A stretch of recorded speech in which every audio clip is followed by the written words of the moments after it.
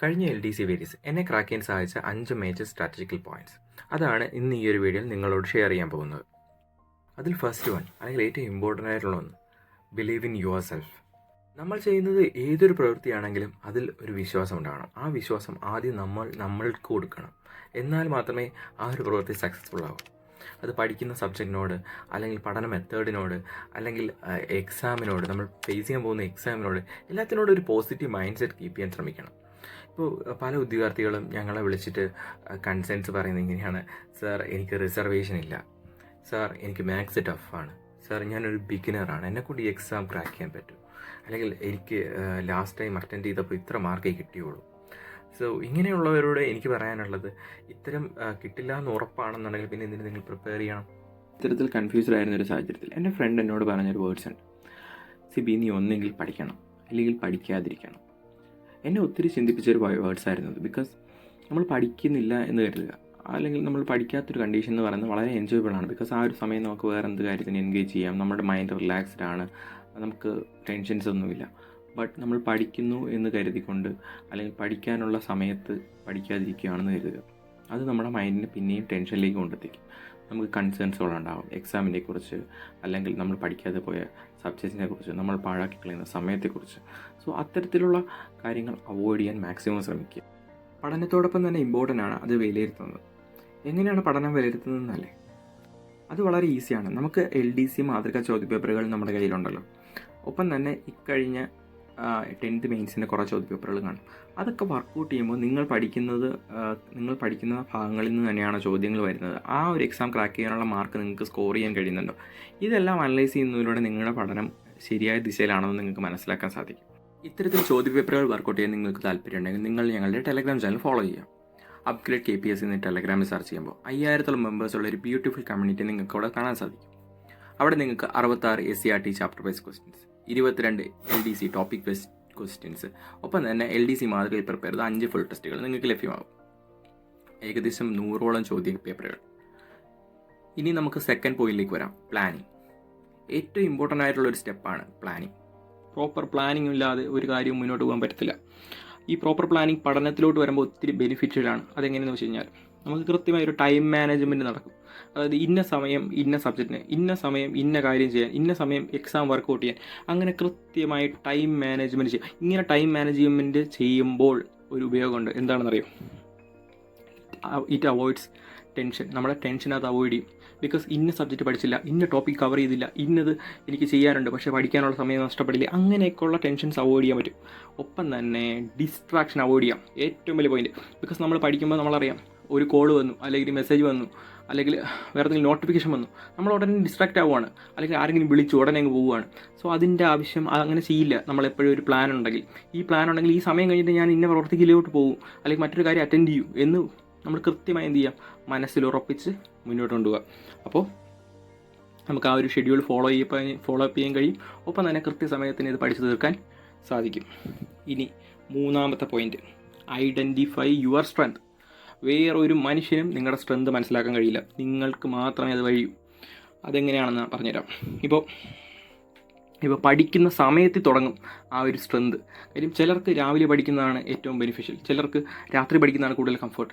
So അതേതാണെന്ന് നിങ്ങൾക്കറിയാം. നിങ്ങളുടെ ഇത്രയും നാളത്തെ എക്സ്പീരിയൻസിൽ നിന്ന് നിങ്ങൾക്ക് മനസ്സിലാവും ഏതാണ് നിങ്ങളുടെ ഏറ്റവും സ്ട്രെങ്ത് ആയിട്ടുള്ള സമയം, അല്ലെങ്കിൽ നിങ്ങൾക്ക് ഏറ്റവും കോൺസെൻട്രേഷൻ ലഭിക്കുന്ന സമയം ഏതെന്ന്. ഒപ്പം തന്നെ നിങ്ങളുടെ സ്റ്റഡി മോഡ്, ചിലർക്ക് ഇൻഡിവിജ്വൽ സ്റ്റഡി ആയിരിക്കും, ചിലർക്ക് കമ്പൈൻഡ് സ്റ്റഡി ആയിരിക്കും. സോ അതൊക്കെ നിങ്ങളുടെ ഓരോരുത്തരുടെയും ഡിസ്ക്രിഷനാണ്, അല്ലെങ്കിൽ ഓരോരുത്തരുടെയും പ്രിഫറൻസ് ആണ് എന്നാണ് എനിക്ക് പറയാനുള്ളത്. ഇപ്പോൾ എന്നെ സംബന്ധിച്ചിടത്തോളം ഞാൻ കമ്പൈൻഡ് സ്റ്റഡിയാണ് എനിക്ക് ഏറ്റവും കൂടുതൽ കംഫർട്ട് നൽകിയിട്ടുള്ളത്. കാര്യം ഒരു ലാഗില്ലാതെ, അല്ലെങ്കിൽ ഒരു മടിയില്ലാതെ നമുക്ക് ഒരാളും കൂടെ ഉണ്ടപ്പോൾ നൈസായിട്ട് പഠിച്ച് മുന്നോട്ട് പോകാം എന്ന് കരുതി വെറുതെ സംസാരം അങ്ങനെ അടിച്ചുകൊണ്ടിരിക്കുന്ന പിള്ളേരോടെ കൂടെ ചെയ്യരുത്. നമുക്ക് കുറച്ച് സമയമേ ഉള്ളൂ. അതുകൊണ്ട് തന്നെ വേറെ സിലി ടോക്സിലോട്ട് പോകാതെ എപ്പോഴും പഠിത്തത്തിൽ മാത്രം കോൺസെൻട്രേറ്റ് ചെയ്യാം. പിന്നെ ലേണിംഗ് സ്കില്ലിനെ കുറിച്ച് പറയുകയാണെങ്കിൽ, ചിലരുടെ സംബന്ധിച്ചിടത്തോളം അവർക്ക് വായിക്കുന്നതാണ് കൂടുതൽ ഗ്രാസ്പിംഗ് പവർ, ഗ്രാസ്പ് ചെയ്യാൻ ഹെൽപ്പ് ചെയ്യുക. ചിലർക്കത് ഒരാൾ പറയുന്നത് കേൾക്കുമ്പോഴത്തേക്കാണ് കൂടുതൽ ഗ്രാസ്പിംഗ് കിട്ടുക, ചിലർക്കത് വിഷ്വലി കാണുമ്പോഴത്തേക്കാണ്. സോ അതെന്താണെന്നൊക്കെ നിങ്ങൾക്കാണ് അറിയാവുന്നത്. ഇത്രയും നാൾ നിങ്ങളെ പരിചയമുള്ള ഒരേ ഒരു വ്യക്തി നിങ്ങളാണ്, അല്ലെങ്കിൽ നിങ്ങളെ ഇത്രയും പരിചയമുള്ള വ്യക്തി മറ്റൊരു വ്യക്തി ഇല്ല. അതുകൊണ്ട് തന്നെ നിങ്ങൾ ആ ഒരു സ്കില്ല് കണ്ടെത്തി അതിനനുസരിച്ച് പ്രാക്ടീസ് ചെയ്യുക.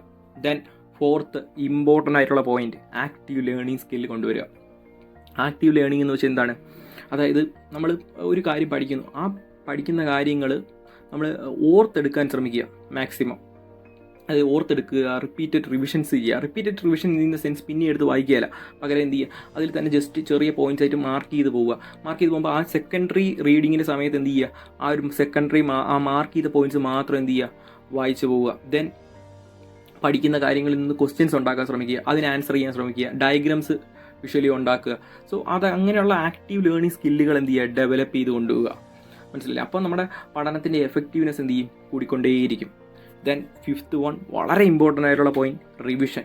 Fifth one and most important one, എന്നെ സംബന്ധിച്ചിടത്തോളം ഞാൻ ഏറ്റവും ഇഷ്ടപ്പെടുന്ന ഒരു കാര്യം കൂടെയാണ് റിവിഷൻ എന്ന് പറയുന്നത്. ബിക്കോസ് ഇൻ മൈ എക്സ്പീരിയൻസ് എൻ്റെ LDC പ്രിപ്പറേഷൻ ആയിക്കോട്ടെ, SSC പ്രിപ്പറേഷൻ ആയിക്കോട്ടെ, ഞാൻ ഫോളോ ചെയ്തിരുന്ന ഏറ്റവും നല്ല റിവിഷൻ മെത്തേഡ് എന്ന് പറയുന്നത് ടെസ്റ്റ് സീരീസ് അല്ലെങ്കിൽ ക്വസ്റ്റ്യൻ പേപ്പർ വർക്കൗട്ടിംഗ് ആയിരുന്നു. ബിക്കോസ് എന്നെപ്പോലെ ഒത്തിരി പേര് കാണും ഇത് ഒന്നും കൂടെ എടുത്ത് വായിക്കാൻ മടിയുള്ള ഒത്തിരി പേർ. സോ അവരെ സംബന്ധിച്ചിടത്തോളം ഏറ്റവും എഫക്റ്റീവ് ആയിട്ടുള്ള മെത്തേഡാണ് റിവിഷൻ എന്ന് പറയുന്നത്. ഒന്നുകൂടെ വായിക്കുമ്പോൾ ആക്ച്വലി അത് നമ്മൾ ജസ്റ്റ് ഒരു ആക്ടിവിറ്റി പിന്നെയും ചെയ്യുന്നതേ ഉള്ളൂ. പക്ഷേ റിവിഷൻ്റെ സമയത്ത് നമ്മൾ ചെയ്യുന്നത് അത് ഒന്നുകൂടെ റീകോൾ ചെയ്യുകയാണ് ചെയ്യുന്നത്. മൈൻഡ് എന്ത് ചെയ്യുകയാണ്, ഒന്നുകൂടെ റീകോൾ ചെയ്യുകയാണ് നമ്മുടെ മെമ്മറിയിൽ നിന്ന്. അപ്പോൾ അതുകൊണ്ട് നമ്മുടെ കോൺസെൻട്രേഷൻ സ്കില്ലായിക്കോട്ടെ, ഒപ്പം തന്നെ മൈൻഡിൻ്റെ റീകോളിംഗ് എബിലിറ്റി ആയിക്കോട്ടെ, എല്ലാം ഇൻക്രീസ് ചെയ്യുന്ന ഒരു ആക്ടിവിറ്റിയാണ് ക്വസ്റ്റ്യൻ പേപ്പർ വർക്കൗട്ട് ചെയ്യുക എന്ന് പറയുന്നത്. ബിക്കോസ് നമ്മളൊരു എക്സാം ഹാളിൽ എഴുതി ഒരു ക്വസ്റ്റ്യൻ പേപ്പർ കിട്ടി കഴിഞ്ഞാൽ നമുക്ക് ഏറ്റവും കൂടുതൽ കോൺസെൻട്രേറ്റഡ് ആയിരിക്കും നമ്മൾ ആ ക്വസ്റ്റ്യൻ പേപ്പറിൽ.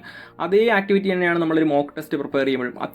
അത്രയും എന്താ പറയുക, സീരിയസ് ആയിട്ട് വേണം ഓരോ ടെസ്റ്റിനെ കാണാം. പക്ഷേ അങ്ങനെ എഴുതുന്ന ഒരാളെ സംബന്ധിച്ചിടത്തോളം വളരെ കോൺസെൻട്രേഷൻ ഇൻക്രീസ് ചെയ്യുന്ന, concentration skill as well as recalling ability increase ചെയ്യുന്ന ഒരു ആക്ടിവിറ്റിയാണ് ടെസ്റ്റ് സീരീസ് വർക്കൗട്ട് എന്ന് പറയുന്നത്. എൻ്റെ LDC പ്രിപ്പറേഷൻ്റെ സമയത്ത് ഞാൻ ഡെയിലി യൂസ് ചെയ്തിരുന്ന ഒരു റിവിഷൻ ടാക്ടിക്സും കൂടെ ആയിരുന്നു ഇത്. ബിക്കോസ് ഞാൻ ഓരോ ദിവസവും SCRT ചാപ്റ്റേഴ്സ് പഠിക്കുമ്പോഴത്തേക്കും ഞാൻ യൂസ് ചെയ്തിരുന്നത് രാത്രി കാലങ്ങളിൽ അതിൻ്റെ ക്വസ്റ്റ്യൻ പേപ്പേഴ്സ് വർക്കൗട്ട് ചെയ്യുകയാണ്.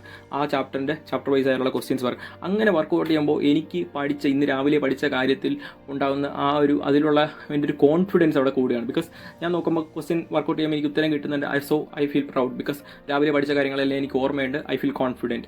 ദെൻ 2 ദിവസം കഴിഞ്ഞിട്ട് പിന്നെ അത് നോക്കുമ്പോഴത്തേക്കും പിന്നെയും എനിക്ക് ഓർമ്മയുണ്ട്. ചിലത് കിട്ടുന്നില്ലെങ്കിൽ ആ പോർഷൻ ഒന്നുകൂടെ നോക്കുമ്പോൾ പിന്നെയും എനിക്ക് കോൺഫിഡൻസ് കിട്ടുകയാണ്. മനസ്സിലായില്ലേ? അപ്പം ഞാൻ പഠിച്ചതൊന്നും മറക്കുന്നില്ല എന്ന് എനിക്ക് ഉറപ്പ് വരുത്താൻ കഴിയുന്നുണ്ട്. ഒപ്പം തന്നെ ഇത് ഡെയിലി ഈ ഒരു ആക്ടിവിറ്റി കണ്ടിന്യൂ ചെയ്യുമ്പോഴത്തേക്ക് നമുക്ക് ഈ ഒരു ഷോർട്ട് ടൈം മെമ്മറിയിൽ സേവ് ചെയ്യേണ്ട സാധനങ്ങൾ എന്ത് ചെയ്യുന്നുണ്ട്, ലോങ് ടൈം മെമ്മറിയിലോട്ട് കൊണ്ടുപോകുന്നുണ്ട്. സോ നിങ്ങൾക്ക് ഇത്തരത്തിൽ റിവിഷൻ മെത്തേഡിൻ്റെ ഭാഗമാവാൻ താല്പര്യം ഉണ്ടെങ്കിൽ എന്ത് ചെയ്യുക, ഞങ്ങളുടെ ടെലഗ്രാം ചാനൽ ഫോളോ ചെയ്യുക. അപ്ഗ്രേഡ് KPSC എന്ന് ടെലഗ്രാമിൽ സെർച്ച് ചെയ്യുകയോ അല്ലെങ്കിൽ നമ്മുടെ കമൻറ്റ് ബോക്സിലുള്ള ലിങ്ക് പരിശോധിക്കുകയോ ചെയ്യുക. അവിടെ നിന്ന് നിങ്ങൾക്ക് SCRTയുടെ ഓരോ ചാപ്റ്റർ വൈസ് ക്വസ്റ്റ്യൻസ് കിട്ടും. അങ്ങനെ ഏകദേശം SCRTയുടെ 66 ചാപ്റ്റർ വൈസ് ക്വസ്റ്റ്യൻസ് ലഭിക്കും. ഒപ്പം തന്നെ സിലബസിലെ ഇമ്പോർട്ടൻറ്റ് ടോപ്പിക്സിൽ നിന്ന് ടോപ്പിക് വൈസ് ടെസ്റ്റുകൾ അത് 22 ലഭിക്കും. പിന്നെ 5 ഫുൾ ടെസ്റ്റും. അങ്ങനെ ഏകദേശം 100ഓളം ചോദ്യം പേപ്പറുകൾ എന്ത് ചെയ്യാൻ കഴിയും, നിങ്ങൾക്ക് വർക്കൗട്ട് ചെയ്യാൻ കഴിയും. അങ്ങനെ എക്സ്ട്രാ ഓർഡിനറി ഒരു എഫേർട്ട് എടുക്കുന്ന ഒരാൾ മാത്രമേ എന്ത് ചെയ്യുള്ളൂ, റാങ്ക് ലിസ്റ്റിൽ ഇടുന്നുള്ളൂ. So be the extraordinary. നിങ്ങൾ നിങ്ങളുടെ പഠനത്തിൽ ഇത്തരത്തിലുള്ള മെത്തേഡുകൾ അപ്ലൈ ചെയ്ത് നോക്കുക. നിങ്ങൾക്ക് എന്ത് സംശയം ഉണ്ടെങ്കിലും കമൻറ്റ് ചെയ്യുക. വീഡിയോ ഇഷ്ടപ്പെട്ടാൽ ലൈക്ക് ചെയ്യുക, ഇല്ലെങ്കിൽ ഡിസ്ലൈക്ക് ചെയ്യുക. Thanks for watching PSC. Thank you all.